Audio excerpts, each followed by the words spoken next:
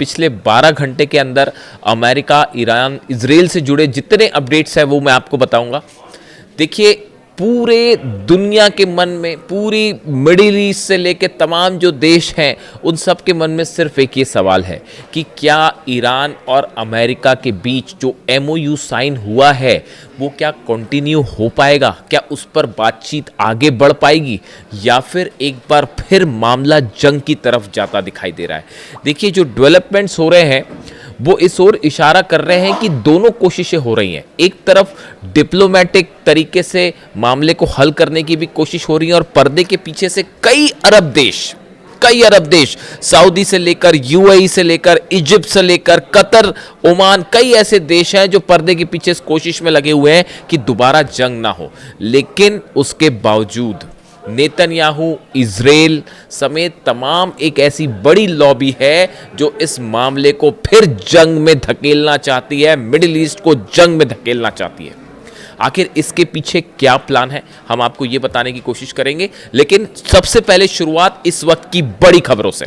देखिए, इस वक्त की जो सबसे बड़ी और सबसे अहम खबर है, एक तरफ जिनेवा में ईरान और अमेरिका की बातचीत शुरू होने जा रही है। ईरान का डेलीगेशन जिनेवा पहुंच चुका है। पाकिस्तान और कतर का डेलीगेशन जो है वो भी जिनेवा पहुंच चुका है। अमेरिका का डेलीगेशन वो भी जिनेवा में है। Jared Kushner, Steve Witkoff, JD Vance, America के उपराष्ट्रपति, सब इस बैठक में मौजूद होंगे, ऐसी कोशिशें चल रही हैं। अब देखिए, इसी बीच एक तरफ जिनेवा में बातचीत का दौर और दूसरी तरफ लेबनान में भयानक जंग छिड़ी हुई है। हालात ये हैं कि अमेरिका ने लाख कोशिश की कि किसी तरह से नेतन्याहू को रोका जाए, इजराइल को हमलों से रोका जाए, लेकिन उसके बावजूद नेतन्याहू किसी की बात सुनने को राजी नहीं है। और अब हालात ये हैं कि लेबनान में एक बड़ा ग्राउंड ऑपरेशन हो रहा है, आमने सामने की जंग हो रही है। लेकिन इसी बीच इस ऑपरेशन में बड़ा झटका लगा है इजराइल को। इजराइल के पिछले 48 घंटों में कई सैनिकों की मौत हो चुकी है, टैंक तबाह हो चुके हैं, कई गाड़ियां जो इजरायली सेना की गाड़ियां हैं उन्हें तबाह कर दिया गया है। देखिए, जो अभी लेटेस्ट हमला हुआ है वो कफार तेबनत इलाके में हुआ है। यहां पर हिजबुल्लाह ने बड़ी ड्रोन स्ट्राइक की। देखिए, यहां इजराइल की सेना जो है वो कई इलाकों में हमला कर रही थी और कई घरों पर हमले किए जा रहे थे कफार तेबनत इलाके में, जिसका बदला लेने के लिए हिजबुल्लाह की तरफ से बड़ी ड्रोन स्ट्राइक की गई है। और जो खबरें आ रही हैं कि करीब 20 इजरायली सोल्जर्स जो हैं, इजराइल के सैनिक हैं, आईडीएफ के सैनिक हैं, वो इस हमले में घायल हुए हैं और कई की मौत भी हो गई है, जिसकी पुष्टि कुछ समय बाद हो सकती है। देखिए, कफार तेबनत ये वही इलाका है जहां पर करीब 48 घंटे पहले ही मरकावा टैंक्स तबाह कर दिए गए थे। उसमें जो है इजरायली बटालियन कमांडर जो था उसकी भी मौत हो गई थी, साथ में कई इजरायली सैनिकों की भी मौत हो गई थी और घायल भी कई हो गए थे। यानी कफार तेबनीत वो इलाका है जहां पर इजरायली सैनिकों की लाशें भिज गई हैं और इजरायली सेना का ऑपरेशन बुरी तरह से फेल होता दिखाई दे रहा है।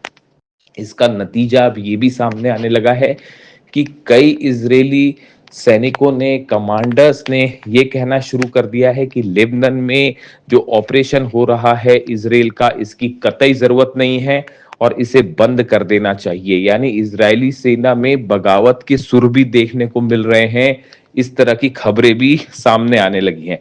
इसके अलावा देखिए, नबाती वो इलाका है जहां पर एक बार फिर बीती रात इजराइल की तरफ से हमले किए गए और चंद मिनटों के अंदर ही यहां पर स्ट्राइक में 16 लोगों की, 16 लेबनान के नागरिकों की मौत हो गई है और लगातार यहां पर घरों को निशाना बनाया जा रहा है।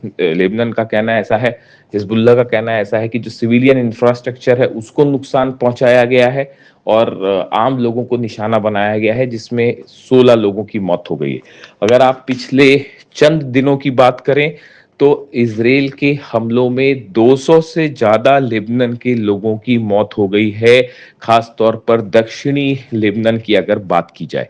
ऐसे हालात में अब हिजबुल्लाह की तरफ से भी करारे पलटवार शुरू हो गए हैं, माइन से हमले किए जा रहे हैं। कल जो मरकावा टैंक्स की धज्जियां उड़ी थी, इजराइल का मरकावा टैंक जो है, कई मरकावा टैंक कल तबाह कर दिए गए हैं। देखिए खबरें इस तरह की हैं कि एक मरकावा टैंक तबाह हुआ है, लेकिन आप देखेंगे थोड़े समय बाद ये खबर सामने आएगी कि कई मरकावा टैंक्स की धज्जियां उड़ा दी गई।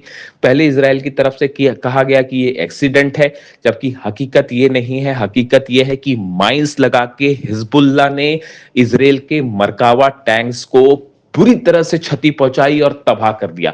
इसी हमले में कई इजरायली सोल्जर्स जो हैं वो जिंदा जल गए।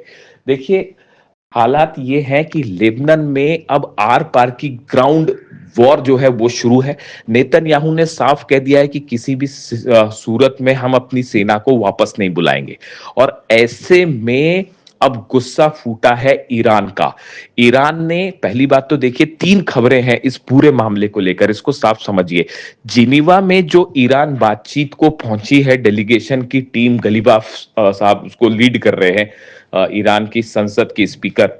ईरान ने साफ कर दिया है कि ये जो बातचीत जिनीवा में होगी, इस बातचीत में सिर्फ ये चर्चा होगी कि लेबनान में जंग रोकी जाए। इसमें किसी तरह के टेक्निकल मुद्दे पर कोई बातचीत नहीं होगी, जो कि एमओयू में कही गई थी कि 60 दिन की बातचीत होगी, जिसमें तमाम न्यूक्लियर मुद्दे समेत तमाम टेक्निकल मुद्दों पर बात होगी। लेकिन ईरान ने कह दिया है कि हमारी बात फिलहाल सिर्फ इस बात पर होगी कि कैसे इजराइल के हमलों को लेबनान में रोका जाए।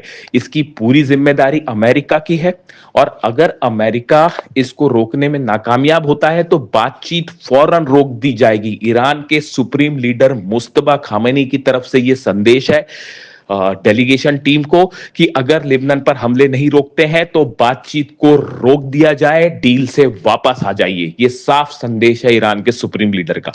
यह बात हुई डील को लेकर, यानी जिनेवा में भी ईरान अपनी शर्तों पर बातचीत कर रहा है। डील तो बहुत दूर की बात है, डील तो 60 दिनों बाद क्या होगी वो बाद में देखा जाएगा। लेकिन हकीकत यह है कि जिनेवा में बातचीत के लिए भी ईरान ने अमेरिका को अपने घुटनों पर ला दिया है।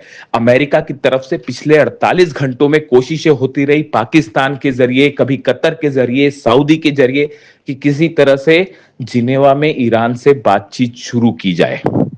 इसके लिए अमेरिका लिटरली गिड़गिड़ाता रहा। इसके लिए सही शब्द गिड़गिड़ाना है। यानी आप देखिए, जंग में ईरान की शानदार जीत हुई है, और अब ये जो बातचीत होने जा रही है इसमें भी अमेरिका घुटनों पे है। इससे बड़ी शर्मनाक स्थिति अमेरिका की विदेश नीति और डोनाल्ड ट्रंप के लिए नहीं हो सकती। अब देखिए हालात ये है, जिनेवा में ईरान का स्टैंड साफ है कि हम सिर्फ ये बात करेंगे कि लेबनान पर पहले आप हमले रुकवाइए नेतन्याहू से। ये बातचीत के लेकर बात हुई। अब आप ईरान की सेना की तैयारी सुनिए। जो खबरें आ रही हैं ईरान से, ईरान की सेना बड़ी स्ट्राइक के लिए तैयार है इजराइल पे, और जो खबरें हैं उसके मुताबिक अगर अगले 2 से 3 दिन के अंदर हमले लेबनान पर नहीं रुकते हैं तो ऐसी स्थिति में ईरान की सेना प्रीएम्प्टिव स्ट्राइक की तैयारी में है। एक बार फिर इजराइल पर मिसाइलें बरसा दी जाएंगी। ये तैयारी है ईरान की सेना की। जो मिसाइल बेसिस हैं उनको तैयार कर दिया गया है, लॉन्च पैड्स तैयार है, खैबर मिसाइल्स तैयार है, और साफ संदेश है कि अगर लेबनान जो बातचीत जिनेवा में होने जा रही है, अगर इसके बाद भी नेतन्याहू नहीं मानता है तो मिसाइलों से नेतन्याहू और इजराइल की सेना का इलाज किया जाएगा। ये कहना है ईरान की सेना का। स्ट्रेट ऑफ हॉर्मूज बंद है। कल देखिए वार्निंग्स दी गई ईरान की सेना की तरफ से, आईआरजीसी की तरफ से। हॉर्मूज में ऐलान किए गए कई जहाजों को वापस भेज दिया गया। ये कहा गया कि अभी स्ट्रेट ऑफ हॉर्मूज बंद कर दिया गया है, जैसे लेबनान पर हमले हो रहे हैं उसके बाद स्ट्रेट ऑफ हॉर्मूज को बंद कर दिया गया है। अगर आप आगे बढ़ेंगे तो जहाजों को तबाह कर दिया जाएगा, जिसके बाद डोनाल्ड ट्रंप के पैरों तले जमीन खिसक गई है। अमेरिका की तरफ से दावे हो रहे हैं कि स्ट्रेट ऑफ हॉर्मूज खुला हुआ है, लेकिन हकीकत यह है स्ट्रेट ऑफ हॉर्मूज में परिंदा भी पर नहीं मार सकता इस समय ईरान की सेना की इजाजत के बिना। यानी हॉर्मूज पर अब पूरा कंट्रोल ईरान का है, ईरान की सेना का है। अमेरिका के जहाज जो हैं वो कुछ हद तक पीछे हटे हैं, लेकिन वो ओमान की खाड़ी के आसपास अब भी मौजूद हैं। जितने ऑयल टैंकर्स पिछले 48 घंटे में निकले हैं वो सारे के सारे ईरान की परमिशन से निकले हैं, ईरान की उन पर नजर है। और बड़ी मात्रा में जो तेल बाहर निकला वो ईरान की निगरानी में निकला है। लेकिन अब जिस तरह से हमले जारी हैं लेबनान पर, उसके बाद जो है ईरान का गुस्सा देखने को मिल रहा है और ईरान ने स्ट्रेट ऑफ हॉर्मूज को बंद कर दिया है। अब आप देखिए हालात ऐसे हैं कि एक तरफ जो है वो हॉर्मूज फिर से बंद हो चुका है। जिनेवा में एक एमओयू को लेकर अहम बैठक, लेकिन चर्चा उसमें लेबनान की है, सीज फायर की है। और दूसरी तरफ लेबनान में हमले जारी हैं, नेतन्याहू लगातार हमले करवा रहा है।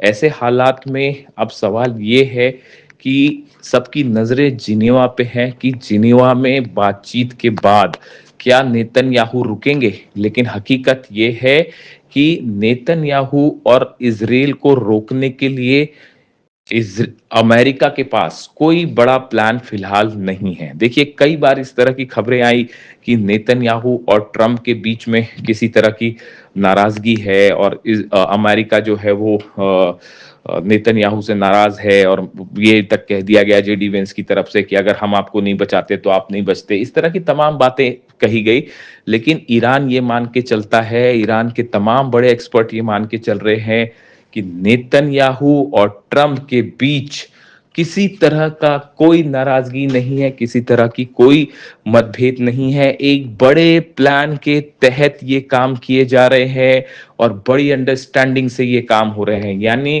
ट्रंप और नेतन्याहू को अलग अलग नहीं मानता ईरान, और ये मान के चल रहा है कि जो कुछ हो रहा है वो अमेरिका की अनुमति से, परमिशन से ही हो रहा है। ऐसे हालात में अब सबकी नजरें हैं आज जिनेवा में कि जिनेवा में क्या होता है। कतर का डेलीगेशन वहां मौजूद है, कतर के विदेश मंत्री, प्रधानमंत्री वहां मौजूद रहेंगे। इस्लामाबाद से डेलीगेशन गया है वो वहां मौजूद रहेगा। ऐसे में ईरान और अमेरिका आज पहली बार आमने सामने होंगे और नजरें होंगी लेबनान पे। इससे जुड़ा जो भी अपडेट आएगा, जिनेवा से जो भी खबर आएगी मैं आपको पहुंचाऊंगा।